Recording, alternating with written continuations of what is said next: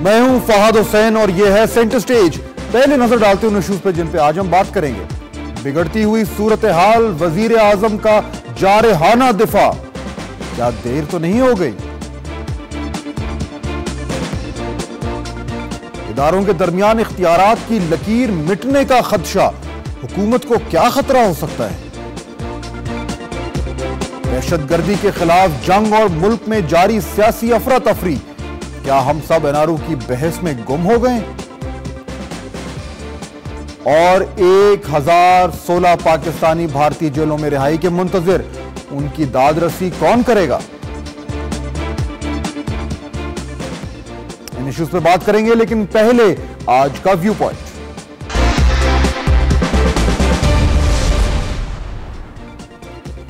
Supreme court के NRO पर फैसले के बाद उम्मीद यह थी कि सियासी सूरत हाल में कुछ ठहराव आ जाएगा। एनआरओ की अच्छाइयों और बुराइयों पर तुंद तेज बहस ने सियासी इख्तलाफात को मजीद हवा दी थी और इसके नतीजे में हुकूमत यकदम तन्हा होती नजर आ रही थी, खासतौर पर एमक्यूएम की मुखालिफत के बाद। फिर समाअत शुरू हुई और हुकूमत ने अदालत में एनआरओ की मुखालिफत करने का ऐलान किया। वजीर आजम साहब ने तो यहां तक कह दिया था कि एनआरओ दफन हो चुका है। चुनाचे जब फैसला आया तो वो वही था जिसकी तवक्को थी, मगर फैसले के फौरन बाद से हालात एक और सिम चल पड़े। हुकूमत बज़ाहिर तो कहती फिर रही है कि वो फैसले पर अमल दरामद करेगी, लेकिन अगर मगर भी सुनने में आ रहा है। साजिशों की बात हो रही है। आज वजीर आजम साहब ने भी सफाइयां पेश करनी शुरू कर दी और बार बार दिफाई अंदाज में सहाफियों से मुखातिब होकर हुकूमत की सपोर्ट का जिक्र करते रहे। मैं सिर्फ आपको ये बड़ा लाउड एंड क्लियर मैसेज दे रहा हूं कि we have been elected by the people of Pakistan and we have not come through back door. We have come with a mandate and we are here for 5 years। बड़ी तफसील से वज़ीर आज़म साहब ने आज सहाफ़ियों से बात की और मुख्तलिफ सवालात के जवाब दिए। उनसे यह भी पूछा गया कि हुकूमत को क्या खतरात हैं, तो उन्होंने बड़े पुरजोर अंदाज में कहा कि अवाम ने 5 साल के लिए हुकूमत को मुंतखब किया है और वो मुद्दत पूरी करके जाएंगे।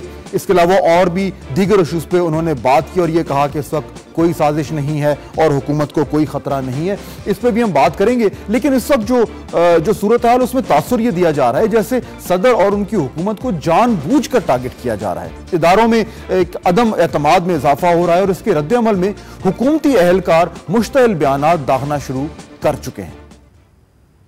कुछ लोग हमें ब्लैकमेल कर रहे हैं। मैं उन्हें बताना चाहता हूं कि हम जर्नैलों से ब्लैकमेल नहीं हुए, हम जर्नैलों से ब्लैकमेल नहीं हुए, तो तुम क्या चीज हो? तुमसे हम ब्लैकमेल नहीं होंगे।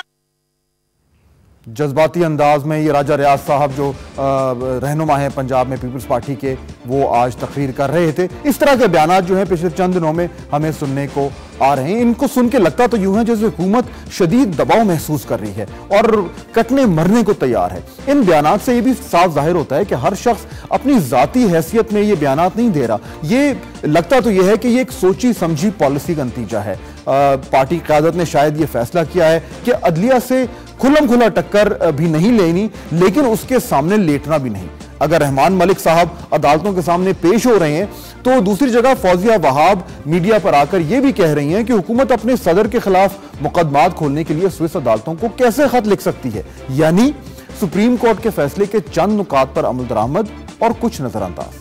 अदालत में जो मुकदमा दायर किया जाएगा उसका ताल्लुक जो किया गया था उसका ताल्लुक एक बुनियादी सवाल से था, क्या एनआरओ का कानून गैर आईनी है? अदालत ने साफ तौर पर यह बताया था कि एनआरओ गैर आईनी है। इसके बाद हुकूमत ने इसे अदालती फैसले पर अमल करना ही नहीं था। यह नैब और मुतल्लिका अदालतों का काम था कि खत्म किए गए मुकदमात को खोले, मुल्जिमान को अदालतों में तलब करे और नॉर्मल अदालती और कानूनी कार्रवाई चल पड़े। क्या ऐसा हुआ?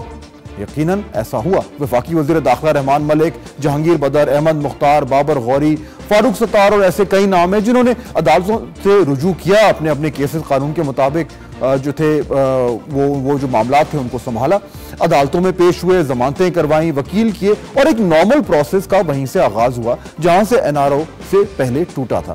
फैसले में कुछ दूसरी चीजें भी थी, स्विस मुकदमात का दोबारा खोलना, मलिक कयूम के खिलाफ कार्रवाई और नैब के अफसरान की तब्दीली।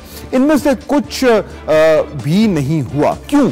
ये असल मसला है इस वक्त और यही वो नुक्ता है जिसके इर्द गिर्द एक नया सियासी तनाव उभरता नजर आ रहा है। नून लीग ने इस बात को वाजे कर दिया है कि वो किसी भी सूरत में सिस्टम को नहीं गिरने देगी, मगर जहां तक हुकूमत से ताउन का ताल्लुक है उसमें चंद शराइत सामने रखती हैं। सुप्रीम कोर्ट के फैसले के हवाले से कल चौधरी निसार ने यह कहा कि अगर हुकूमत सुप्रीम कोर्ट के फैसले पर मनोवन अमल करती है तो वो सदर आसिफ जरदारी के इस्तीफे का मुतालबा नहीं करेंगे।